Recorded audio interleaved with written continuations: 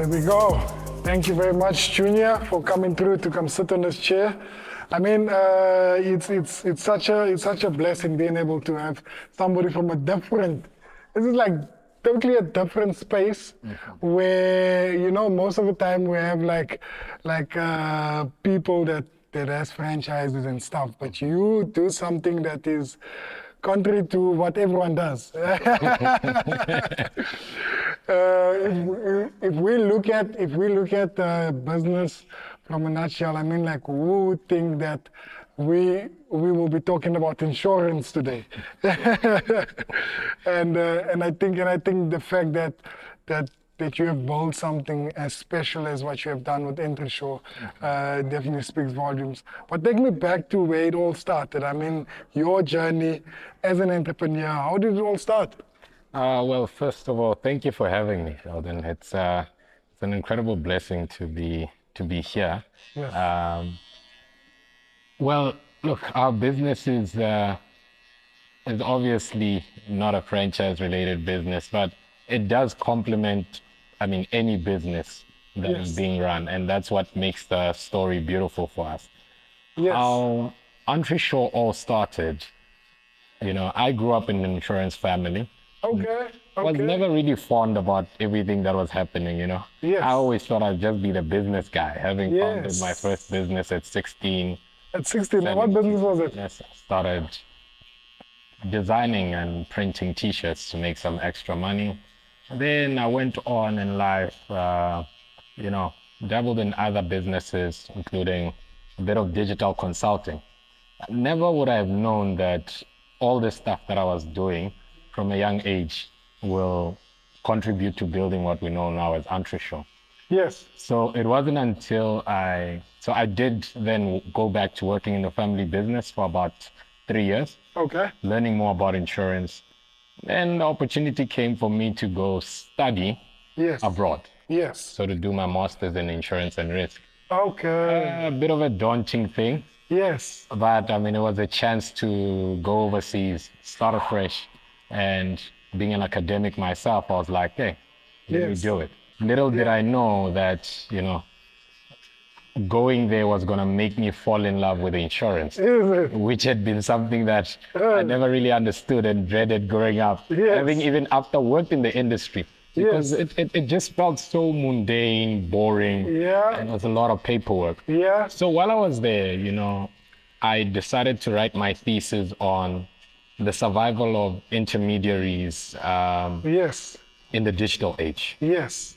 And through that research, it opened up my eyes to a whole lot of value that the industry adds, not only to personal insurance, but also from a business insurance side. Yes. And it just took me back to how I grew up and starting my business. And, I was running my business. Insurance was the last thing on my mind. Yes. And had something gone wrong, it probably would have been like curtains. It would have been the end. That's true. So I then set about to say, with my conclusion that, intermediaries have to be digital first movers. How do I bring my thesis to life? And that's how that idea of Entresure came about. We said, look, there's a lot of SMMEs that are being founded in South Africa, a lot that are running right now, but many of them don't understand, how to transfer their risk. And this for us was also vindicated by us looking at the stats that a lot of SMMEs barely make it past year 5. A core of it, the government says is funding, but you can't fund someone and not teach them about risk management. So you can help them buy all the assets, but if they are not shielding those assets when something goes wrong, and something will go wrong, then they're out and they're coming back to you again for the funding. So we were like, this is a passion point for us. And I was like, I'm going to take my love for digitalization and problem solving, pair it with this insurance problem and get on the ground and, solve a real problem and add value back to the South African community by assisting where we can to keep SMMEs in business for long. How important was that because most of the time we look at entrepreneurship and basically like for you being able to want to grow yourself from being able to study further and being able to, because entrepreneurship is seen like the dropouts. The guys that don't finish school, the guys that don't finish university. Entrepreneurs is seen much more from a rebellion side, where you say, you know what, I'm going to take the approach to want to upskill myself. How has that helped your journey? So for me, like I said, I'm an academic at heart. Okay. I love education. Yes. I know a lot of the most famous stories about entrepreneurs, your Bill Gates, Mark Zuckerbergs, etc., are guys who essentially dropped out. But what we're failing to look at is that these guys made it all the way to some of the most elite institutions in the world and then dropped out. Yes. So we need to understand that they had some form of education behind it, and education adds more value to you as an entrepreneur because it helps you not only manage your business better, but it allows you to understand how to solve problems. And entrepreneurship is really mainly about managing people and solving problems. That's true. And without those core skills in place, it's quite tough. It's quite tough. It's not to say you won't make it, but it's quite tough. You need to be able to differentiate yourself in the market. And you need to take any other added advantage that you can. If it means you have to read 3 extra books, then you have to do it. But I'm always an advocate for people upskilling themselves and educating themselves. Yes, because I think that's so critical, because most of the time people think about education as, it's just by the side. I'm just going to try and do this just to make it work, but not understanding the importance it is for entrepreneurs to actually if they want to grow their business, they must grow themselves first. Indeed. I mean, one of the most important parts of any business is also the people who found the business. So your mental well-being, your physical health is very important, and it also decides how long you can actually run that business for. So we need to rethink what we see entrepreneurship as. And look, you and I both know it's not easy starting a business.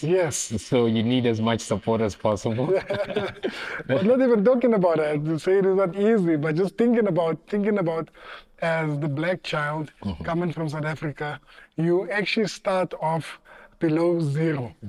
When starting your business, because most of the time you don't have the support, and when you do start, there's so many people that's actually wanting to get into that pie. How difficult is that, huh? Look, our industry is even worse, right? And I can frankly say, look, the numbers speak for themselves. They aren't that many, black people of color in our industry that run their own firms, let alone young people at all. So it was a very daunting task waking up and saying, I'm starting this firm. So let me tell you the funny story, right? Before I left Italy to come home and start Entresure, I had a job offer from Munich Re, which is one of the largest reinsurance companies in the world, and one from Allianz. And against my parents' wishes, I forwent those opportunities and said, look, God has told me I need to start this thing. And, my father is an entrepreneur, and I've seen him start businesses against all odds. I mean, he started an insurance firm in 2004. Wow. You can imagine how many black people were there then, roughly none. So he started it then, and he just didn't understand why I would let go of an opportunity to work overseas and come home and start this. And for me, it was to say, look, I believe this needs to be done. And not only that, whether it works or not, I would have said, I tried it, and it can be a case study for the next person who wants to take a chance in this industry in itself. So for me, it was a win-win. I was a young guy, started the idea conceptualizing at 23, started the company at 24. When I joined, I remember one of our underwriters, when we were applying for an agency, they couldn't believe that the founder of the company is 24. They were like, wait, what? And, this was right off the back of COVID. So we never really got to meet a lot of people. up until like 2 years later of working with them. What? And they were like, oh, you're junior. We were expecting a much bigger, older guy. I'm like, no. So you, like you said, you as a black child in South Africa, you already start on the back end. So you can imagine in the financial services space, there's a lot of gatekeeping. There's a lot of red tape. So you come in, number one, you're black. Number two, you're young. Yeah. Oh my word. Then it's even worse. Oh. But I'll tell you this, I wouldn't have had it any other way. Yeah. It's really has taught us, and me specifically, not only me and the team also, you know, to be resilient, you know.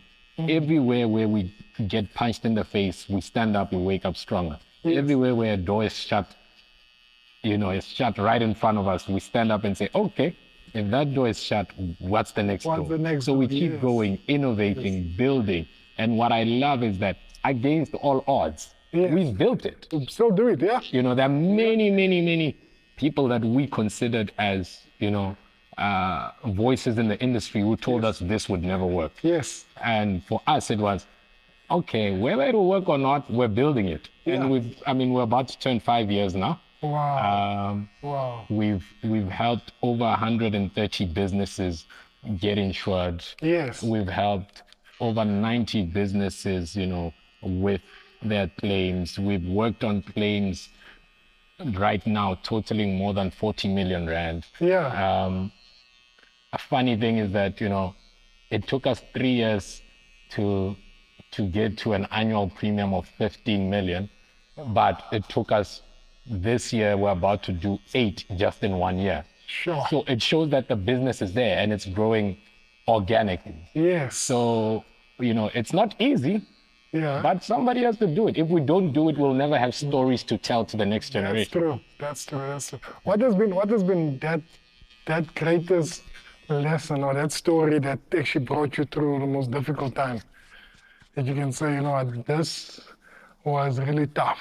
This situation that you face right now, that was, because I think many times as entrepreneurs, we don't share those stories, the tough, the late nights, that we were able to knock and basically get so much rejection, being able to have betrayal, being able to face all of those things, but we don't talk about those things. I think we always talk about the successes. No, man, there's been a lot. There's been a lot, man. It'll go from, you know, I'll tell you, in our first 3 months, I remember, we did marketing, everything, promos, you know, digitally. And we really thought we were onto something. Yes. And, you know, you only realize you're not really onto something when the earnings come, when the commission stubs come, you know? Yes. And, you know, I remember we got our first commission stub and it was like 352 rand. What? I'll never forget that day. I always talk about it. And I was like, it was at that moment where, you know, I really sat down and I asked myself, maybe everyone who's saying this is not going to work is correct. Yes. You know, maybe we shouldn't do this. Maybe I shouldn't drag along all these guys who are saying they believe in us into this failed idea. Yes. Maybe let's just exit. Yeah. You know. But I remembered why I started the business, you know, and I was like, you know what, come rain or sunshine, I've already made the decision. Yes. You know, and I believe in when you make a decision, you don't look back, you go for it. You go for it, yeah. You run with it. And I've always believed in finishing what I started, and we pushed, you know, and we faced many other, you know, challenges thereon, you know, where, you know, you get squeezed by some of the bigger players, you know. Yes.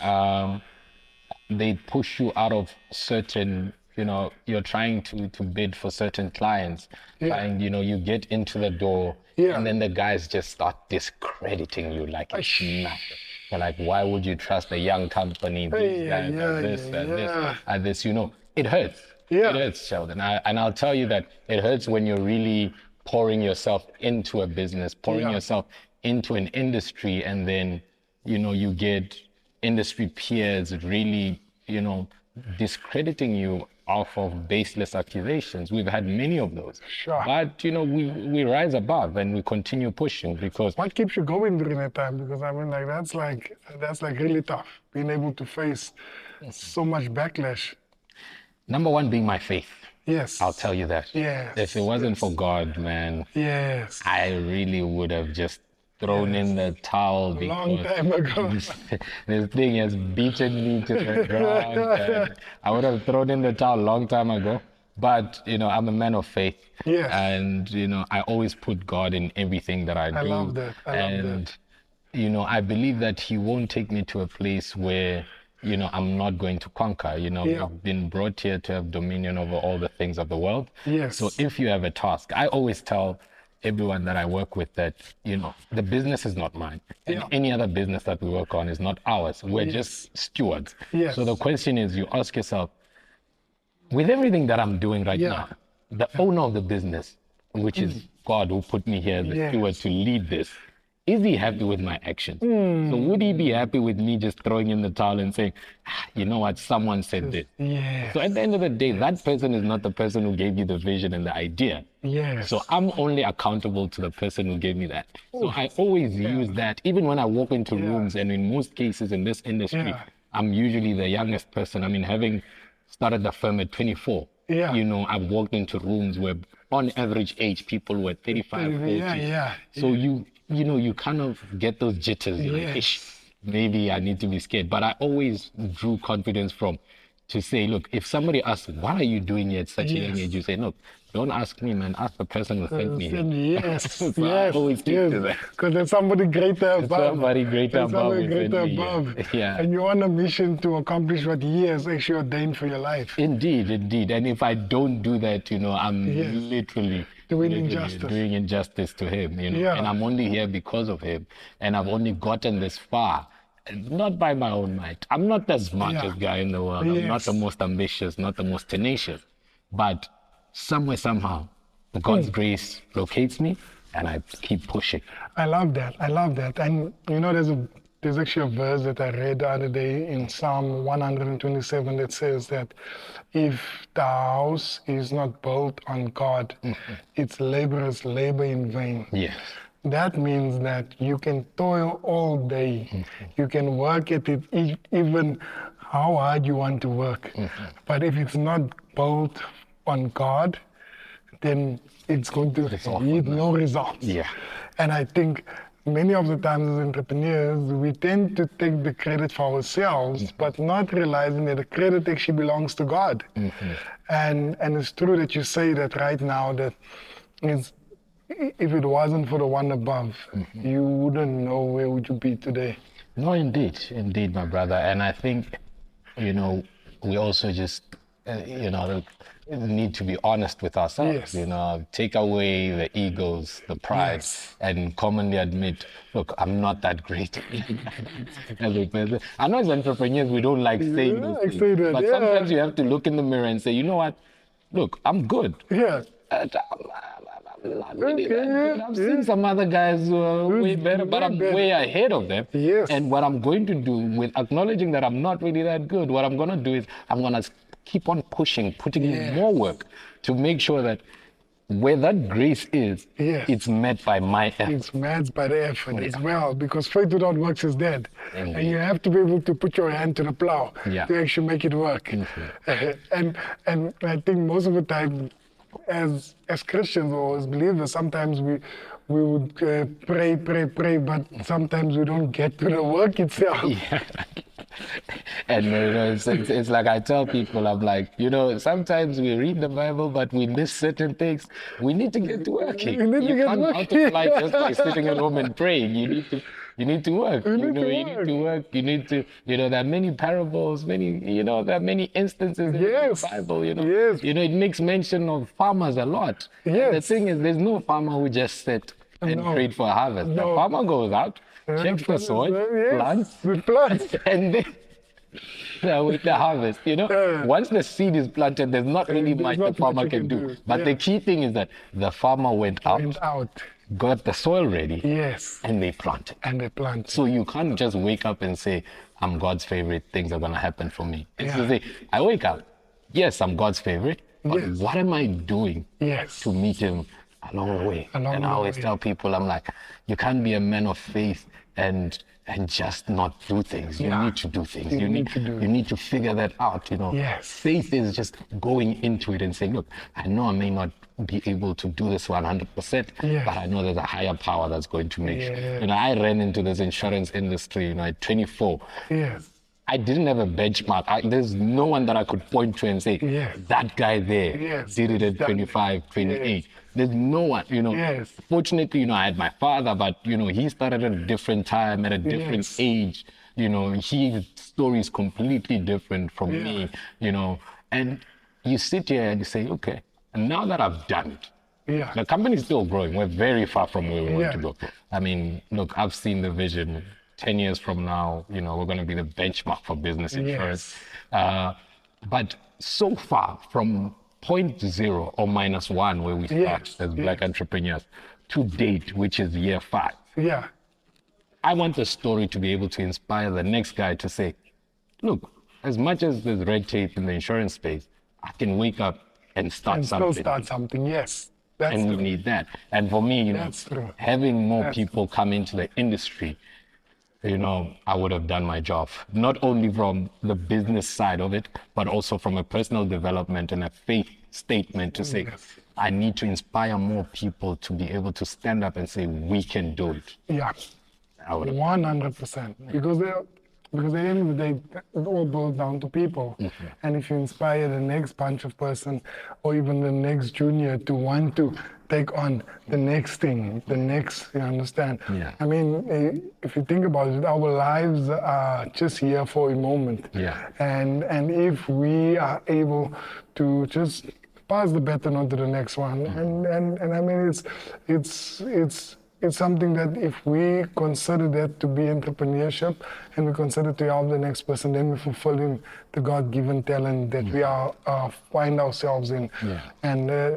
And so interesting that what you have done is being able to move into a space and take on something that for me personally, not to have the know or the knowledge, it's not common practice, but being able to grow your business, being able to do what you do, it's tells you about the type of person that you have grown into in terms of having that persistence, having that will to want to succeed. And we spoke offline and we spoke about basically the challenges of people. What has that been like? I mean, like being able to understand that, you know, in any business, not pinpointing, but any business, how does the right people stem towards building a proper business? You know, people often make the business. Yeah. Most times. I tell people, like, regardless of how much technology we Yes. can put in place, people make the business. Yes. The team behind it is very important. And Yes. for us, we've seen that from a growth perspective, you know, having the right team is very important. So we don't just want to grow for the sake of growing and just hire people. Yeah. That's why it takes us so long to find the perfect fit. Okay. So it's always, we want people who represent our values. And, Yes. you know, the core thing for us is we want to make business insurance accessible. Yeah. And we want it to be simplified. Yes. So that person has to push that message across. Yes. Accessibility means also efficiency, meaning when a business owner goes on the platform, or rather they need a more specialized advisory suite, they call in or they send us a message, we need to be all hands on deck. Because at the end of the day, we cannot afford any business to be exposed. Yeah. So every team member has to understand that everything is a matter of urgency. Yes. Whether it's a small business, whether it's a big business, It all ties everything is a matter of It all urgency. ties in. So that whole culture mix, getting the people there, the right people. Yeah. And I mean, the insurance industry is not the easiest of industries to learn and master. So you need somebody with an open mind, somebody Yeah. who has a knack for innovation. We always want to listen to people that we work with. Yeah. You know, there's things that, you know, we've had some of our team members come in and say, but guys, there's an inefficiency here. Yeah. And we build a system around that. From that, yeah. We build it. So we need somebody, a good collaborator. So finding those people is tough. Yes. Finding those people as a young business is even tougher because, you know, oftentimes you can't really pay the big bucks that everyone is paid. Yeah. But, you know, we always trust in God. We've always been fortunate to find people who believe in the vision. Yes. And we've built with. Some have gone on to work for some of the bigger traditional players. Yeah. And it means, you know, we are offering the right springboard for them to go. And we'll continue being there. Yeah. For us, you know, like I say, we want to be the benchmark for business insurance. So it means even the people that train within our walls. You want people to grow in other spaces, you understand? It's not like staying in your business, but you want people to go and explore and see what is out there. No, indeed. I mean, look, if it was up to me, you know, I'd love to see some of the people that we've worked with in the past start their own firms. Yeah. You know, the pie is big enough. We have over 700,000, if I'm not mistaken, 700,000 SMMEs. Sure, that's a lot. And then I think the formalized are just above 115,000. Yes. The penetration rate in terms of insurance, let alone business insurance on the continent, is still less than 20%. Yes. So only about 20%, let's say only 20% of that 115,000 is insured. Yeah. You still have a pie, still have something. 80%. Yes. Well, then obviously Entresure is not going to take all of them. Yeah. You know, there needs to be someone's people. shop and more shops coming up. Yes. You know, Yes. No. But I think on my side, I just want to say, what you have done over the short space in time is really remarkable. And once you're able to build something that is truly impacting the lives of others, which we see it is quite short, you understand, because most businesses don't last. And especially in the first 2 to 3 years, I think it's the most tricky time. But I think in passing words is, if you could leave the next junior out there that's listening to the show, if you can leave him with few words of nuggets and just tell him exactly if he wants to be like you one day, sitting on this chair, so what is those things that you tell him, and what is those lessons that you can share with him? So, you know, in closing, to the younger generation and to the guys who are coming after us, I'll always say, for me, one thing that keeps me going, I also have a Bible verse, you know, I can do all things through He who strengthens me. There we go. Here's the chair. Yeah, we got the chair. Oh, you have it? Oh, Yes. No. Oh, lovely. It's right. Favorite Bible verse as well. Yeah. Indeed. Yes. So, with that also, right, being able to break down the verse, you know, when we say all things, it's to say nothing is out of bounds. Yeah. So, for the next entrepreneur, you need to ask yourself, who do you want to become? How are you going to do that? And who are you going to serve to get there? Yes. So you need to have self-awareness. Yeah. You need to have discipline. Yeah. And by discipline, I mean, look, you are going to get swayed left and right to try and do that, try and do this. But you need to be stern. Once you've decided, this is what I'm going to do, you put all the energy into learning more about that. And you need to upskill. There's no plan B. You go for it. You know, if you're going to be a barber and say, I want to be the best barber out there, you know, you'll be like, look, I saw Sheldon, he built this thing, but what can I do in that field that will pick me somewhere close to him, you know. Don't look at the, don't look at the industry and say, but there's already legends, I can't do it.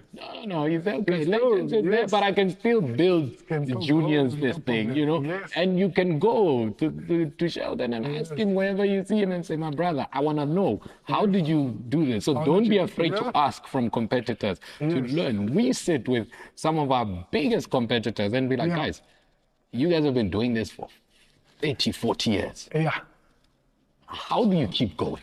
Yeah. You know, so, you know, be stern in your faith. Discipline is key. Yes. Don't get swayed left and right, and understand really who you want to become. Because when you know who you really want to become, everything else that I mentioned becomes easy. Yes. Because you then need to take those steps to become that person. To become that person. So the key for me is have a massive self-awareness. Don't listen to the world. The world is full of noise. If you must, like in the Bible, many times, if you look at it, when God called Moses, when Jesus felt like it was too much, where did he go? He went to the mountain. The mountain represents isolation. Yes. So if you must, before you embark on the journey, go isolate. To isolate yourself, yes.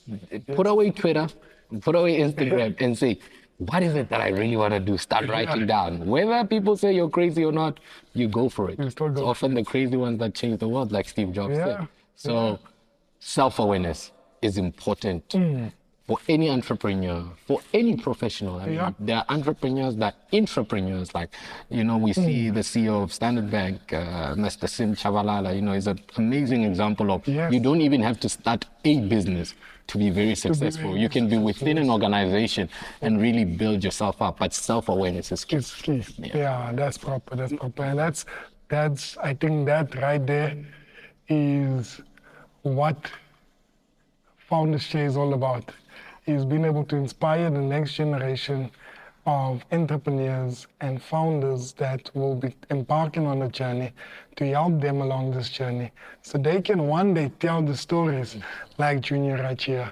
And thank you very much for watching. Thank you very much for being part of the show. Junior, thanks a lot for coming and being part of the show. I really do appreciate you, and I wish you all the best in this journey. No, thank you very much for having me. And, it's an absolute honor and a blessing, not only to sit in the chair and to sit in this building, but to also be cut by the legend himself. Thank you. No, so, thank you very much. Thank you very much. Thanks a lot.